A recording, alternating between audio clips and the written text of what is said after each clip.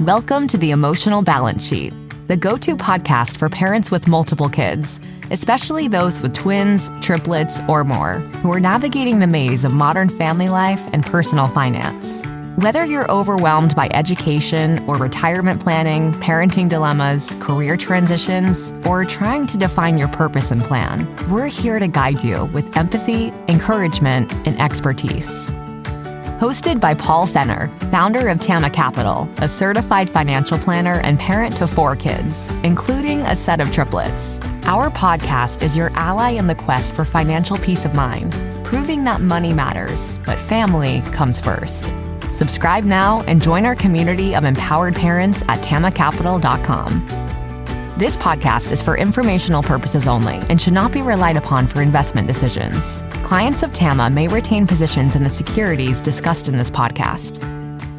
What does comprehensive financial planning even mean? At Tama Capital, it means a family office where lifestyle planning such as retirement, college, portfolio management, and tax prep and planning are all under one umbrella. But it goes beyond numbers. We focus as much on the emotional side of financial planning as we do on the financial side. We get you. We understand your challenges of building a family, business or career, and a healthy life. We are devoted to wealth planning for families like yours because we are you. Learn how our family can help your family by visiting tamacapital.com. As busy parents on the go, it's hard not to opt for the convenience of quick meals, which may not always be the best option for our kids. But as chaotic as our schedules can get, we still want to find the most optimal meal options for our kids. Dr. Teryn Clarke is back with us to break down why proteins, especially for active kids like my daughter Madison, who's a swimmer, are indispensable. Proteins are not just for muscle maintenance and growth, but also support brain health. Dr. Clarke provides some practical advice on choosing healthier fast food options, like a Chipotle, for example, and emphasizes the importance of aiming for quality proteins even when we're on the go. We also tackle some misconceptions about deli meats and intermittent fasting, difficult word to say for me, offering insightful strategies to help make more informed dietary choices without feeling overwhelmed and restricted. Please enjoy my conversation with Dr. Teryn Clarke. So Dr. Teryn, welcome back. Thanks for having me. So today I wanted to focus on a specific chapter in your book, Brain Health Action Plan, and specifically chapter 6. And when I was reading it, I think it resonated with me because, as many listeners know, one of my girl triplet, Madison, is a swimmer. And I'm always concerned about her eating habits. I'm concerned about all of my kids' eating habits because they're really probably not good. And I think every parent probably worries about that. Right. And what's interesting is I think my kids were better eaters when they were babies and toddlers because they just ate what we gave them. And we knew that we were giving them the right amounts of fruits and vegetables and all that. And now it's kind of like a free for all. We're lucky if we sit down for a dinner like once or twice a week. And it feels like whatever we cook, especially Teresa, because she's mainly the cook in the family, they don't eat it anyways. So it just got me thinking about, this chapter and how to, nourish your brain. And I know you focus a lot on protein. So I think that's the first place I want to dive in is why are proteins so important or so valuable to specifically brain health? And what do you see or recommend as the best way or best sources for proteins in our diet? And what do they do for us? Yeah, that's a great question. And, the discussion around protein and fruits and vegetables and nuts, and it comes from the concept that, it's hard to imagine that most of us are underfed because as a country, so the majority of people are obese or overweight to obese. So it's hard to fathom that we need to have a conversation that we're not eating enough, but we're not eating enough of certain things like proteins and fruits and vegetables. And so the proteins are important for so many reasons. And it is so difficult when kids get into sports and after school activities. I'm sure all your listeners can relate to your families just going in 5 different directions. There's no time to sit down together. There's hardly a time where you overlap in the evening, or they're going to work out at 5 a.m. It's just so chaotic. And that leads to kids in America getting the majority of their calories are coming from seed oils, which we've talked about before. Which we talked about, yes. And they're non-nutritious, basically. I mean, there's, they're polyunsaturated fatty acids. And so we do need some of them, but we certainly don't need the majority of our calories to be coming from these fatty acids. We do need a lot of protein. The reason we need protein is because our bodies are constantly remodeling. It's not that we build a muscle and then it sits there for our use. I mean, they get damaged, we break them down, we replace them. Our body in its entirety is constantly rebuilding itself. Skin is an obvious one because we see it sloughing off. That's what actually most house dust is, skin, which is so disgusting.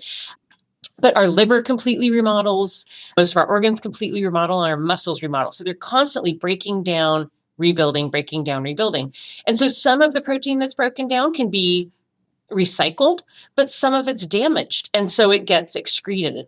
And so we need to give our bodies adequate supply to be rebuilding our muscles. That's the greatest protein need. But the most essential protein need for brain health is that the neurotransmitters that our neurons use to communicate with each other, those are built from proteins. So if our only source of proteins is muscle breakdown because we're not getting adequate protein in our diet, then the problem is when we're breaking down muscles and some of those proteins, the amino acids are damaged and not functional, then we can't use them to make neurotransmitters. And aside from that, we also don't want to break down our muscles for those other essential processes in our body that have to happen. I mean, our body will prioritize making neurotransmitters and it will deprioritize maintaining muscle.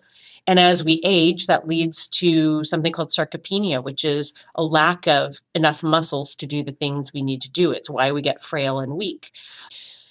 So that's really the most essential reason. The easiest source of proteins are animal proteins because they're complete, meaning that they have all of the amino acids in them.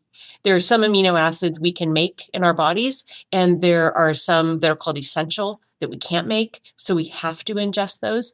And they're just harder to get from vegetarian sources of protein. We can do that, but it takes a lot more micromanaging and a lot more thought. So vegetarians and vegans, generally have a plan of like how they're going to get their proteins. There are some complete vegetable proteins, but you have to really be conscientious about that, where if you're having meat, then, chicken, poultry, fish, red meat, you're going to be getting sources of complete proteins. And the other issue, especially for adult listeners who might be dieting or trying to get into a little bit of calorie deficit to lose weight, is if we don't have enough protein when we're at a calorie deficit, then our body will actually use muscles to burn for energy. And so we don't want to do that. We want to keep an adequate supply coming in for those essential neurotransmitters for muscle remodeling and not get into accelerating that sarcopenia where we're breaking down our muscles. We should not be using them for fuel. So those are really the main reasons we want to be sure we have adequate protein. Yeah, I was just going to ask that question. I think you just answered it. Was if you're not getting enough proteins in your body, like what kind of, is there damage that you're doing to your body? I guess, like you just mentioned, like specifically to your muscles. Because I'm thinking, like you mentioned adults, but then I'm always kind of going back to my kids and other kids that I families I work with that are always so active, and so if they could actually be doing damage to themselves or to their bodies, to their muscles, by not having the right, or by not getting the right amount of proteins. Is that right? Is that what you're saying? Is that right? Needs are high. Yeah. And also, I mean, just for when people are functioning at calorie deficit, Protein actually leads to satiety. So that's if you're in a low protein or low calorie state when people are trying to lose weight. For example, if they're taking Ozempic or any of the GLP-1 agonists, the biggest problem with that medication is it leads to muscle loss because we get to a starvation state and there's not enough protein coming in. And so people really have to build up their muscles before they go on Ozempic, keep exercising, keep taking in protein, really focusing on protein to maintain the muscle, because the muscles are more metabolically active than fat also. So if we go into a calorie restrictive state and we lose muscle, when we come out of that calorie restrictive state, our metabolic rate is going to be lower because our body composition is going to have more fat and less muscle tissue. And so then it kind of leads, that's why a lot of dieting leads to rebound. It's one of the mechanisms, is that when we come out of that, we're not as metabolically active because we've lost muscle tissue. So protein's really important if you're in a low state. It's important if you're in a high calorie state, like a young athlete, like your daughter, because it also helps stabilize sugar levels. So if part of that high calorie state is extra sugar, which if there's processed food, because we're, in survival mode as a family moving around trying to find something to eat and it's processed, it's going to have sugar. And the protein will help stabilize the blood sugar spikes also. So even when we're not in the when you have total control over your kids and have a great, perfect complement of proteins, fats, and fruits and vegetables, even if they're a little out of sync and they've got more sugar, it's going to help ease those sugar spikes. So protein is just important all the time. And many of us are not getting enough of it. Yeah, I think the one struggle that all of us families face with, active kids, or not even if you don't even have active kids, is how on the go we are and how busy we are. And it's just easier to stop in, a fast food restaurant or even like fast casual, like Panera. Like we seem to eat there like often, or Chipotle or Jimmy John's or whomever.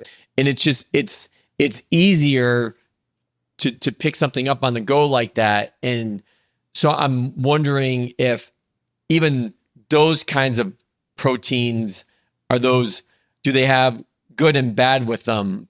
Is there something there because it's, I don't know if the right word is processed food or not, but is there something there that we should be aware of when we're having to grab something quickly on the go because we just don't have a choice? Yeah, I think that's a great question. I think that's always a way to make healthier choices when you have to grab and go.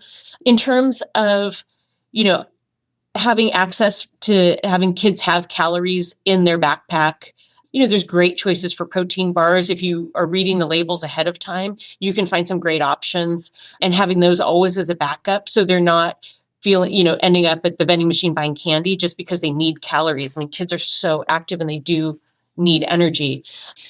So having those on hand, I think is great. It's like, I never travel without like 4 or 5 protein bars in my backpack because I just don't want to get stuck in an airport that has junky food and no good options. I really, for morning sources when you're grabbing and going, the Starbucks sous vide egg bites are a pretty good option. That's a great source of eggs are a great source of protein. And you mentioned Chipotle, which is, I think, one of my more preferred fast food. Oh, thank God you said that, because you're going to make me nervous if you said it wasn't, because I eat there multiple times a week. Yeah. I mean, I think you can really make good choices. You can get a lot of protein. There's an offering of a lot of vegetables. They're fresh. I think that's a great option. And then even for your vegetarian listeners, combining a lot of the foods they have, beans, rice, corn, you can really start to build some complete proteins with their offerings. So I think that's actually a good option. And then for athletes, if they really have high demand, you can double up the proteins. I feel like it's quite a flexible option. So, we've got to do what we've got to do. If we can find choices, they do need calories, so carbs are good for them, but it's hard to get enough protein when you're at the sandwich shop. You can get double meat, but you still may not be getting the protein needs that are matching their output and their remodeling, and they're actually in a building mode. So they don't just need the maintenance, they need the remodeling plus the build. So they really do have high protein demands. But, if we can avoid fried food in our running about, that's also a great way to avoid the seed oils. and minimize that as a calorie source for them. It's just not a healthy calorie source. On a really personal question, one of the things I'm interested to get your feedback on is when you go back to the deli meats for a second, is are deli meats, it's a loaded question to put you on the spot like this, but I'm just going to do it anyways because that's our relationship now. Is that a good thing or a bad thing? Because I made a significant change in my diet about a year and a half ago where I would basically make a deli sandwich every day for lunch, and I wouldn't put like mayo or anything else on it. It would be like, just the meat and the bread, and that was about it. Mm-hmm. And I started reading about how deli meats can be very processed. Is that the right word? And so it got me thinking, I'm like, well, here I am thinking I'm doing something healthy. I'm eating something healthy, and it wasn't making me feel great. And so I'm like, well, wait a minute, is this really that healthy? And I stopped. Yeah. I think with deli meats, unfortunately, it's an item. If you're going to eat a lot of deli meats, you have to go for the higher expense ones, which is unfortunate. But, actually going to the deli and getting the sliced meat is a good option. And then I have migraineurs in my family, so we avoid the nitrates because they can really trigger migraines, but they're also not great for our health. So if you can find the nitrate-free deli meats, that would be best. Another option, which is like, oh my gosh, that's adding so much time to your day. But you can just get the turkey breasts and cook them and slice them up. They're a lot thicker. That's a good way to avoid some of the chemicals that could be processed, depending how much effort you're going to make. With our kids, we used to do a lot of lunches with just like turkey and cheese roll-ups or ham and cheese roll-ups and no bread at all, to just try to get enough protein and healthy fats in them. And they really loved those. That was probably the major mid-source source of protein for my kids for like 4 or 5 years. So, yeah, I remember making those. Like I would make turkey or ham roll-ups for an entire week, and then they would just pick them out for their lunch every day. And then I think we did that for like at least a year or two, and then they got burned out, and they're like, they never eat those. I've never seen them eat it again. Yeah. And then we switched to salami with like cream cheese on it, folded up like a little taco, and that lasted a while. So yeah, we had to keep switching them up too, because they get bored faster than I get bored making them, right? So, but yes, you could go crazy. And I think that you can, if you get super on the elite wellness side of things, it's like you have to basically raise your own chickens. I mean, somewhere between there and where we are today is a healthy spot that's manageable, and we have to be able to accomplish it. So, it's about minimizing our exposure to toxins.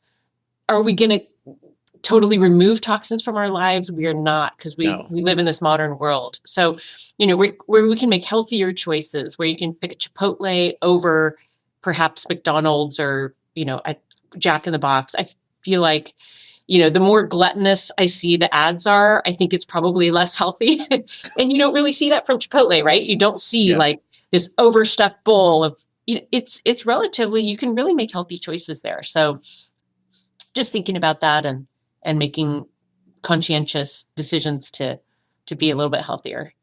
So I'm curious to know, I guess this is kind of like a why question, was why did you include this topic within the book? And like what would be like the main point or main couple points that you wanted to stress to people, with this, chapter 6 on nourishing your brain as part of the book? Well, when I, talk about intermittent fasting, so we're restricting the time we're eating, and I talk about cutting down sugar, and I talk about cutting down seed oils. And so I don't want people to so much focus on the things they can't have. I wanted to be sure they knew, like, there's so many things we do need, and we're not getting enough of those, surprisingly. So when you focus on trying to get the protein you should be taking in and the fruits and vegetables, which include fiber, that we should be taking in, you realize that you actually don't have that much hunger left for the other things that aren't as unhealthy, because you're pretty full when you're eating the protein you should eat, when you're eating all those fruits and vegetables. Like, that's actually, you're eating quite a lot. And so I feel like focusing on really what your body needs makes it kind of natural for the things that you don't need to fall by the wayside. And I didn't want people to read, don't have this, don't have that, don't have that, and feel like they're going to starve. It's like, no, Right. you need to like eat all this stuff and then see if you even have room for that stuff. You won't have as much room for it. So just prioritizing the things that our bodies really need and the things we're not getting enough of. It's interesting because when I was listening to you say that, in my world of financial planning, when people first meet me and they're trying to figure out, the word budget often comes up, and I kind of squashed that right away. I'm like, I don't believe in budgeting, and people like step back. I'm like, what did you just say? Like, aren't you a financial advisor? Like, this is your bread and butter. You're supposed to tell me like, here's my budget. And just like you mentioned, like I find that budgets are restrictive. They say what you can't spend on or what you can spend on. And rather than getting so restrictive and focused on, okay, well, I'm only planning to spend, I don't know, $100 a month, like eating out, or, $500 for this or $200 for that. What I try to do is look at the holistic picture, kind of like what you do with this brain health action plan is, some months you're going to spend more than others, just like some months you're going to eat better than others. But I think of knowing like what that like total is or what that ultimate goal is, people have a much better chance at having success than they do if I tell them, no, you can't, spend that $5 at Starbucks every morning for your latte, because that's just part of their natural morning routine and getting them going.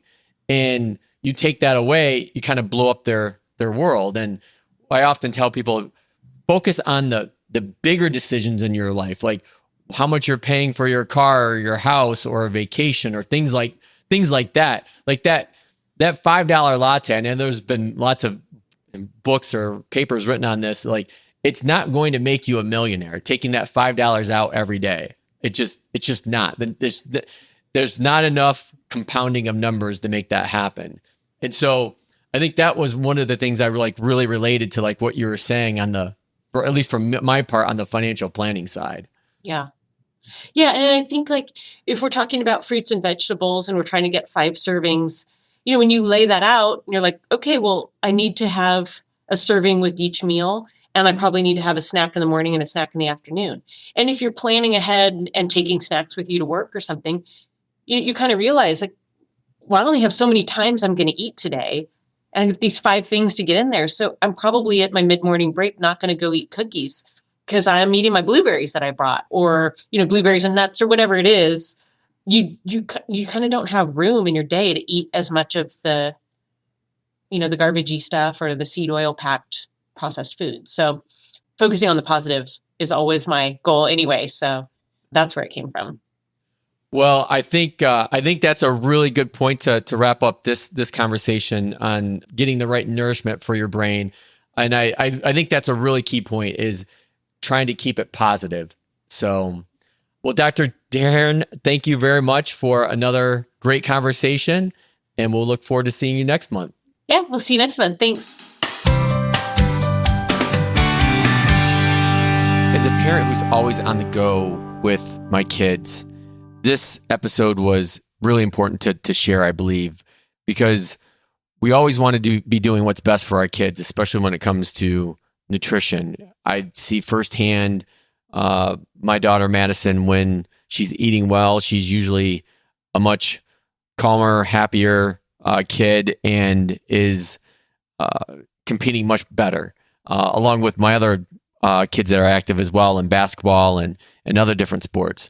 So I think this conversation really hit home for me, and Dr. Clarke emphasizing that there are options out there on the go. And she named a few, like egg bites at Starbucks, Chipotle. There are good proteins out there for not only our kids, but for us as well, because as parents, we're trying to grab something quick between meets and practice and games.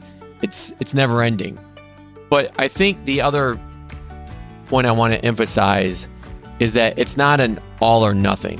It's just because you have one bad decision meal, if you will, doesn't mean you need to fall off the wagon. So I think this conversation, like many of the other ones I've had with Dr. Clarke over the past 6 to 8 months, really emphasizes making smarter decisions, trying to pre-plan ahead of time, and knowing what you're getting yourself into. Now that you've made it to the end of another great conversation, are you looking for more? If so, head over to tamacapital.com, where you will find all of our conversations. Use the search feature to find the topic or guest you would love to learn more about. Also, don't forget to make someone else's day by sharing our show. Thank you so much, and we'll see you next time.